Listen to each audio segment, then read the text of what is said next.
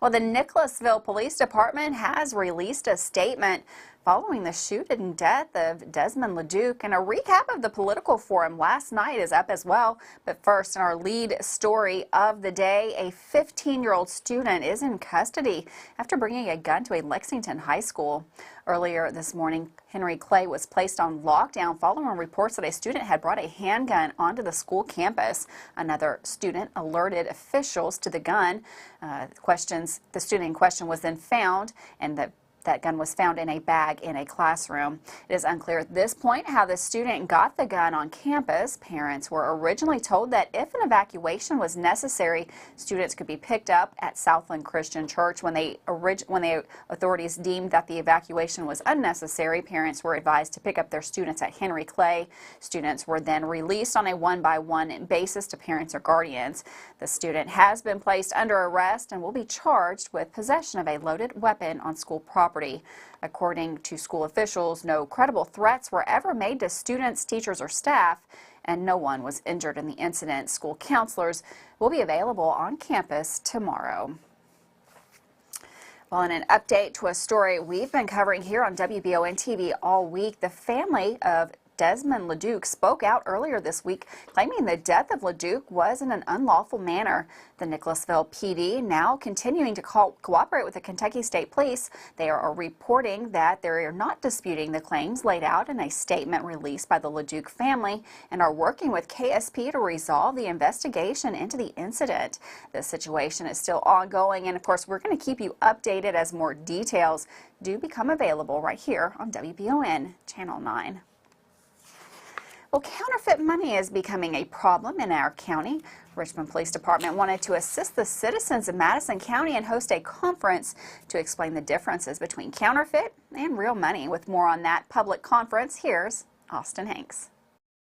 The Richmond Police Department hosted a press conference recently to help the public determine counterfeit money from real money. Chief of Police Rodney Richardson broke down exactly what to look for in this informational demonstration. So the easiest way to tell if a bill is counterfeit or not is just by the UV security marker in the bill.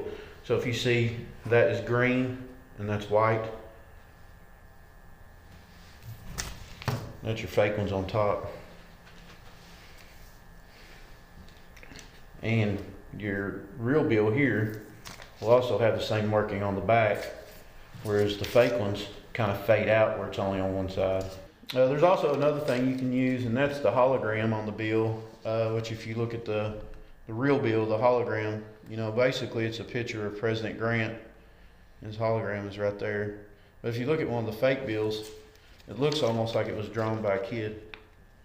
See the difference? You can see that the serial number here is a little bit different color and not as bold as what's printed on the fake ones.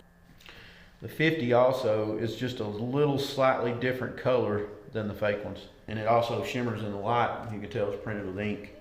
So it just kind of, this one's slightly different color. If you look on the back of these bills, you can see also the 50 that's printed in this area here is more of a light colored yellow than what is here. It's real dark. And then if you look on the back, one of the officers pointed this out to me.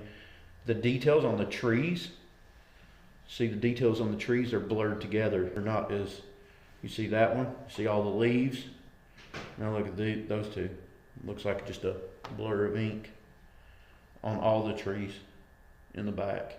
You know, unless you were trained in identifying these type of things, or you didn't have a real one to compare it to, you really wouldn't know. So I know it's difficult for people, especially that work in an industry where you're a fast-paced business. But yeah, you can tell that this ink here is a lot darker colored than this one. If you feel the collars of Grant, there's a little bit of, you can feel the difference. And then if you feel this one, you can feel, in order to get that collar to look like that, the paper's been raised. But that's just a few ways you can tell. And also if you take one of the fake bills and you wet a paper towel, you can rub it and it'll rub off the ink. If you happen upon any counterfeit money, you're asked to contact the Richmond Police Department. If you get it at an ATM or you discover it at home, please call us or bring it by the police department and let us know where you thought you may have received it, because there's a lot of security cameras out there, and we try to identify the people that are passing these. For more stories like these, be sure to stay tuned to WBON TV Channel 9. I'm Austin Hank. Thanks, Austin, for that story. Well, today, Governor Andy Beshear awarded $90,000 to the city of Richmond to construct a national fitness campaign outdoor fitness court at Lake Reba Recreational Complex. The 38-foot court will include 7 different stations that focus on specific movement activities. The funding comes through the Land and Water Conservation Fund, and it is administered by the Department for Local Government. Well, WBON TV has been covering the political forums here in Madison County all week, and last night, Judge Executive Reagan Taylor and Chuck Givens faced off on issues concerning the position of Judge Executive. With more on this story, here's Gage Hill. Night 3 of the Richmond Chamber of Commerce's political forums continued Wednesday evening, with the Madison County Judge Executive race opening the event. The race for the highest-ranking office in county government has recently gained interest from residents, with candidate Chuck Givens hoping to unseat incumbent Reagan Taylor. Taylor has served as Judge Executive for Madison County since 2015.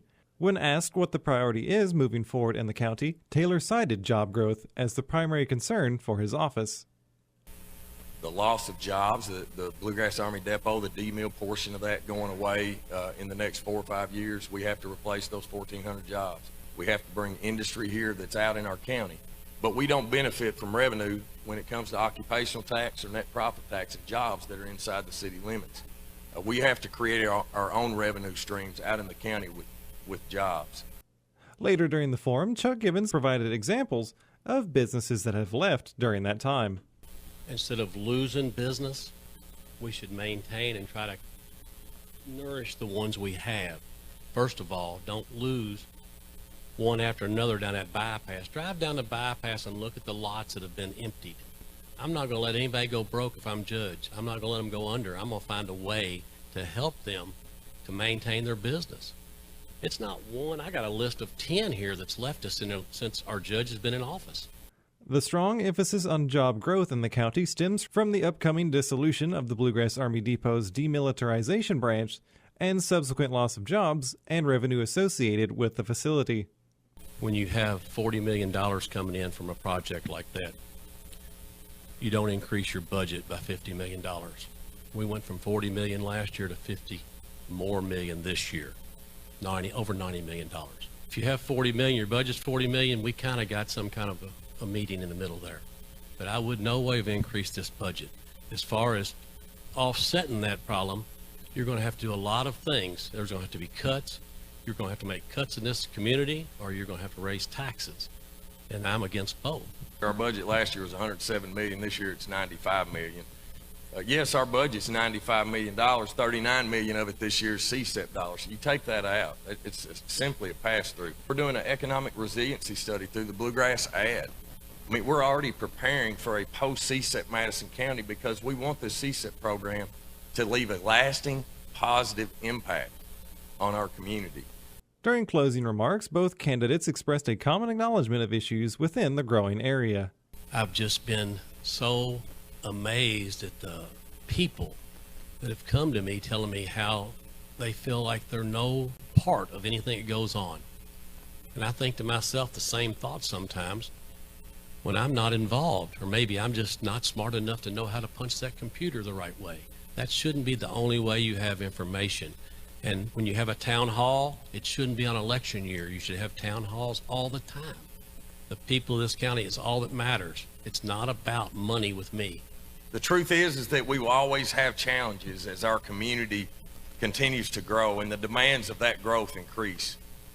But if I am in this leadership position, I promise to always come at challenges with a service above self attitude. I will always be transparent and truthful with my community, even when it's hard. Visit the Richmond Chamber of Commerce's Facebook page to view the full political forum. For more election updates, stay tuned to WBON TV. For Channel 9, I'm Gage Hill. Thanks, Gage. Should be an interesting election. We're going to take a quick break. We're going to have some weather coming up next.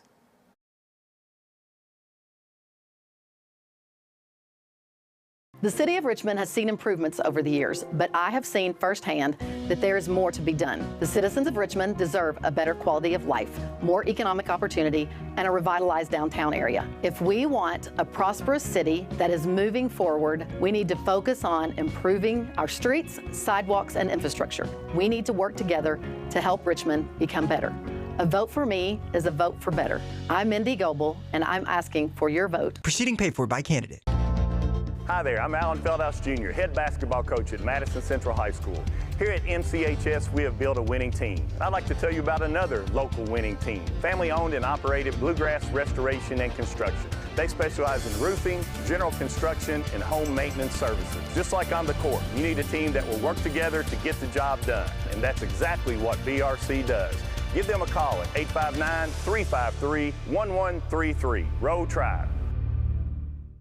The Madison County Jail is a large responsibility. We all know the jail needs some serious changes, and we need former jailer Doug Thomas, with 27 years total experience, to turn things around. Doug served 8 years as your Madison County jailer. This is Doug Thomas, reminding you that you do have a choice. This November, I'm asking you to place your trust in me again to run our jail system in a fair and judicious manner. Please consider me Doug Thomas on Election Day. Experienced, proven, trusted, and respected at the jail, inside and out. This message paid for by the candidate. If you've dreamed of a job where you can help keep your family and community safe while planning for the future, then you need to check out the Fayette County Detention Center. We're starting out $20 an hour. We have 8 paid holidays, 120 hours of sick time and vacation time a year. When you work a holiday, you actually make double pay. Our retirement is at 25 years. If you start out at 21, you'll be fully retired at 46, 25, fully retired at 50. Fayette County Detention Center is an amazing place to work. I'm Michelle. And I'm Jennifer. And in the spring of 1992, Bishop Small Engine Repair was born in our mom and dad's barn in Estill County. Then in the fall of 1992, we made the move to Madison County, where we are today. With the support of our family, customers, and community, we have continued to grow in the outdoor power industry. With a full line of products from Cub Cadet, Grasshopper, Echo, and Shindawa, we can help you tackle your yard so you can enjoy it with your family. Bishop Small Engine Repair, where our focus is our customer. Stop on in, 119 North Estill Avenue in Richmond. We can't wait to see you. Hi, Madison County. This is your Judge Executive, Reagan Taylor. I spend every day working hard to make the lives of our families better and the future of Madison County brighter. From the creation of more than 300 new jobs at App Harvest, to expanding broadband, to saving millions each year and using it more efficiently to invest in public safety. My focus has always been on making Madison County better, and that won't change. I would appreciate your vote on November 8th to keep building a better Madison County together. Paid for by Friends of Reagan Taylor. Myron Fisher, Treasurer. Welcome back to Live at 5. A bit chilly out there today, but man, what a great bunch of sunshine out there. We've got Todd Nelson. He's in the Weather Center. He's going to let us know what it's looking like for tomorrow and the weekend. Thanks, Gwendolyn, and welcome back to the Bluegrass Restoration and Construction Weather Center. Of course, things have been pretty dry here as of late, and now starting to see those moderate and severe drought conditions expand through the central part of the Commonwealth here, including the greater Richmond area. The worst, though, is off to the south and western, the tri-state area, where we have extreme drought. And unfortunately, it does look like we may continue to see dry weather through the early part of November from the 4th to the 10th. But we do have rain on the way Sunday and into Halloween Monday, some scattered showers and maybe even a clap of thunder. We'll, of course, keep you up to date on that. But a very early look at our Halloween trick-or-treat forecast for the little ones. Might have to bring in a waterproof layer against some scattered showers as we head through the evening with temperatures hovering around that 60-degree mark. Tonight, pretty quiet, a little warmer on Friday and Saturday, and then turning soggier Sunday and Halloween Monday. But lots of sunshine out there today with some slightly cooler than average temperatures. Again, a pretty nice Thursday out there, and off to the west, starting to notice some of those high clouds pushing in from the west. So those clouds will be building in a little bit more after midnight tonight. But as I mentioned, pretty quiet, 58 at 6 p.m. and then falling into the 40s. Daytime highs tomorrow, just shy of 70 in Richmond. We should get there on Saturday as the clouds thicken up. And then here comes that rain Sunday. That'll be the soggier day of the weekend, lingering into Monday. Tonight we have a few clouds that'll be drifting in, but after starting off on a cloudier note Friday, should see some additional sunshine into the afternoon. That's what we'll wake up to tomorrow morning, into the mid and upper 30s, a few low 40s out there. Gradually we warm back to the mid and upper 60s with sunshine into the afternoon. A nice end of the week here. And we have a big game tomorrow. Madison Central, of course, will be updating you on that forecast tomorrow. And again, lingering showers on Halloween Monday, but November 1st, Tuesday, looks dry once again. Thanks, Todd. And for weather all the time, you can find it on Channel 9 online. You can check out our Facebook page and WBONTV.com. Well, the trial for 3 Kentucky State Troopers has been pushed from November the 8th to April the 4th, 2023. The federal grand jury returned an indictment which charged former State Trooper Derek Lovett and Kentucky State Trooper Jeremy Elliott with willfully depriving an arrestee of the right to be free from unreasonable force. Elliott received an additional charge of depriving 3 others for their right to free and unreasonable searches. Kentucky State Trooper Michael L. Howell was indicted in June of this year for conspiracy and obstruction charges. The indictment now alleges that Lovett, Elliott, and Howell worked together to conceal the true circumstances surrounding the situation. According to the current indictment, the 3 allegedly worked together to create a cover story that resembled what had actually happened. Howell may face up to 20 years in prison for conspiracy and obstruction charges, while Lovett and Elliott may face up to 10 years for their deprivation of rights charges. Elliott may face up to another year for charges related to deprivation of rights and unlawful entry. And with that, we're going to take a quick break. Don't worry, we've got Michael Watkins, and he has sports coming up next.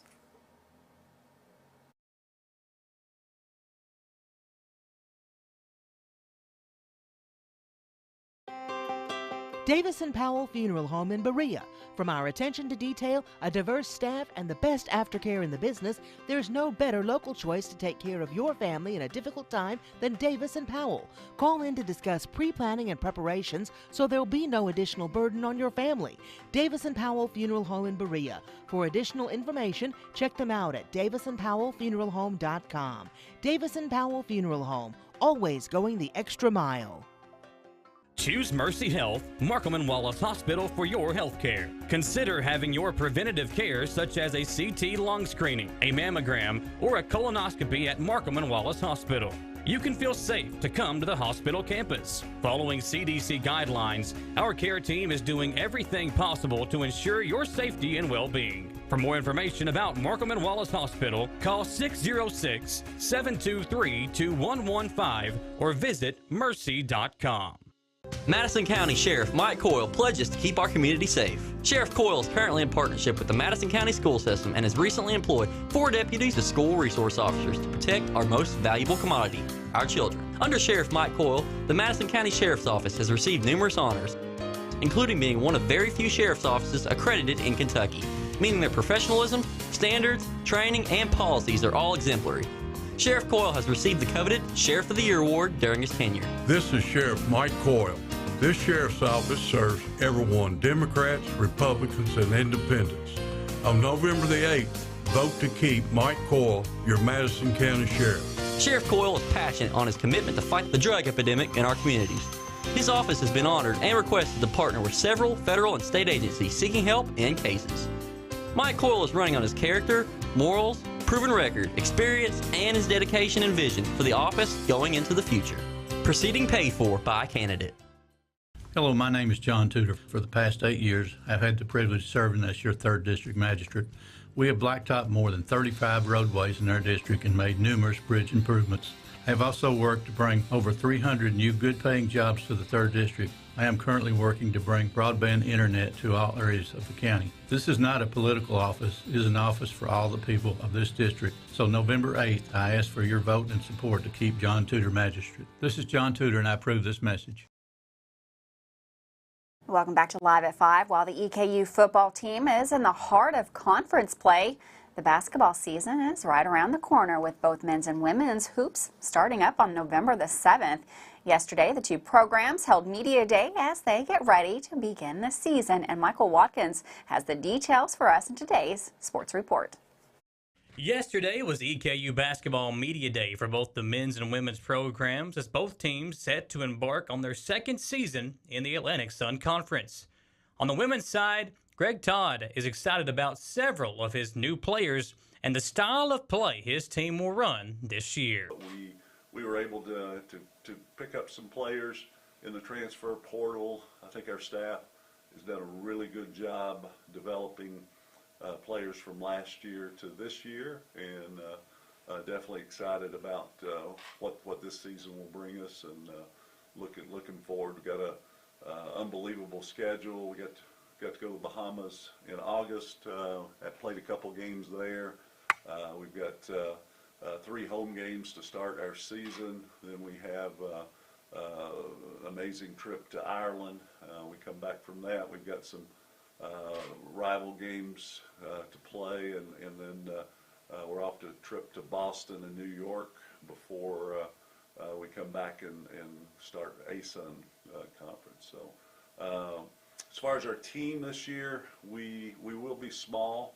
We will not have a true, we've got one true center, Bridget Fox. She will probably come off the bench. We'll play an athletic group. I think this will be my 8th year as a Division I head coach. Probably the best shooting team that I've coached. And analytically, the 3-point shot is good. I don't know that we'll be able to stop our opponents from scoring at times with their lack of size. The EKU women begin their season at home versus Evansville on November the 7th at 5 p.m. and tickets are available at EKUsports.com. On the boys' side, last year was a disappointing season for A.W. Hamilton, whose teams dealt with injuries and more throughout the year that became too much to overcome.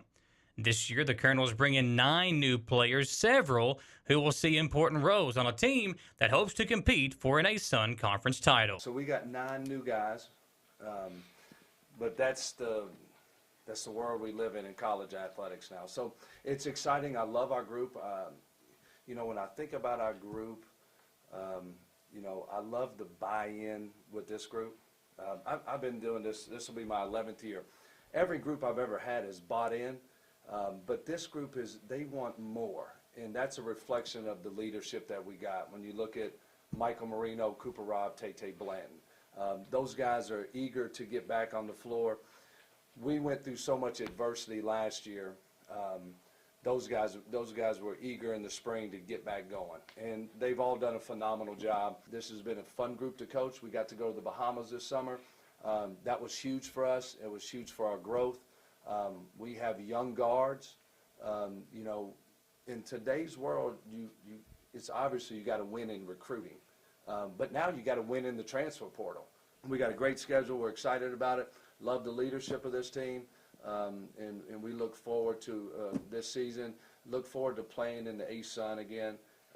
We went through a lot last year. We still have a bad taste in our mouth. So, you know, it's been a good off season for us. It was a great summer for us, so we look forward to this year. The Colonels opened up with 2 straight home games, the first one being on November 7th following the women's game versus Evansville. The men will host Miami of Ohio. Then on November 10th, the men renew their rivalry with Western Kentucky, a game that Coach Hamilton is excited to bring into Richmond for his team. It's always exciting when we can play Western and Moorhead and Northern. We want to play everybody. You know, so it'll be a lot of excitement around that game, and they got a good team. You know, Rick does a heck of a job, and you know somebody told me this the other day. This may be the most talented team that they've seen in the last 50 years in Bowling Green. I don't know if that's true. Maybe it is, but that's what we'll tell our guys.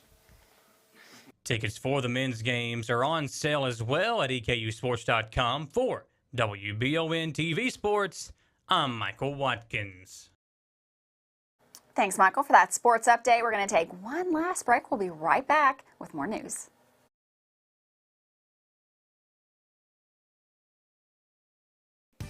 Whether you're in the market for a brand new Chevrolet, you're looking for a pre-owned quality vehicle, or your family car is in need of service by our GM certified technician, Jack Burford has what you need. Come to Jack Burford Chevrolet in Richmond for all of your automotive needs. Family owned and operated since 1964, Jack Burford Chevrolet is your hometown Chevrolet dealership. Check us out at jackburford.com or come in and see us today. We are located on the EKU bypass across the street from Walmart. You may think the only way to pay for a nursing home is to spend down your life savings or sell your home. Elder Law Lexington can protect your home and life savings through a comprehensive plan so you can qualify for Medicaid. When there's a plan in place, you can rest assured knowing your estate is handled and your family is covered. Give them a call at 888-4-ELDER-LAW or go to elderlawlexington.com. Their Berea office is now open for your convenience. At Fast Flow Plumbing, you aren't sending your money to Texas and Florida to the big corporate plumbing companies. We're local, and that allows us to invest in the latest technologies like Permaliner for no-dig sewer replacements, which we warranty for 20 years. Fast Flow is the future of plumbing. Don't destroy your landscaping and finished basement because a plumber tells you he has to replace your sewer. Keep your home beautiful. Call a local pro at Fast Flow. Man Chrysler in Richmond is Truck Town, USA. New trucks, used trucks, little trucks, big trucks, short trucks, long trucks. Hey, that's not a truck. Work trucks and fancy trucks. Who says you can't get a truck? Come on down to Man Chrysler Dodge Jeep in Richmond for your best deal today. Truck Town, USA. Batteries Unlimited in Richmond can energize you when your batteries fade out. They can also cut and make most home and automobile keys, replace and program key fobs, and make copies of your house keys. Plus, cell phone screen repair. Bring in your Apple or Samsung today. We are your home for all batteries. Go see Chris at Batteries Unlimited, Commercial Drive in Richmond.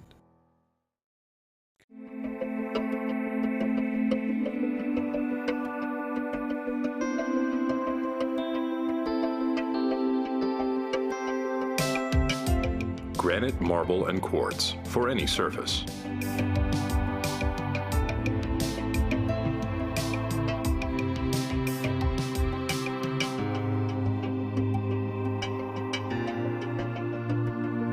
Make a lifetime commitment you won't regret.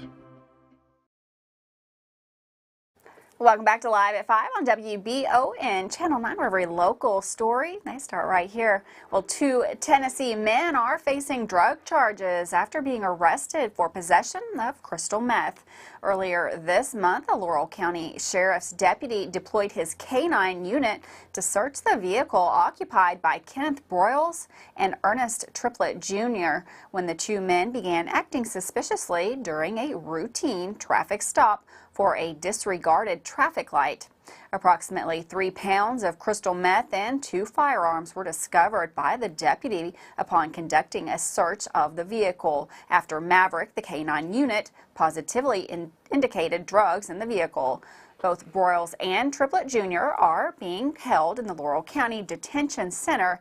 They're charged with trafficking in a controlled substance, first degree, and possession of drug paraphernalia. Well, y'all, we've been talking about it all week. It's now time for the Halloween hoedown. It's getting started here in just about 30 minutes. It's time now to head on down to Main Street. There's going to be games, crafts, costumes, a petting zoo.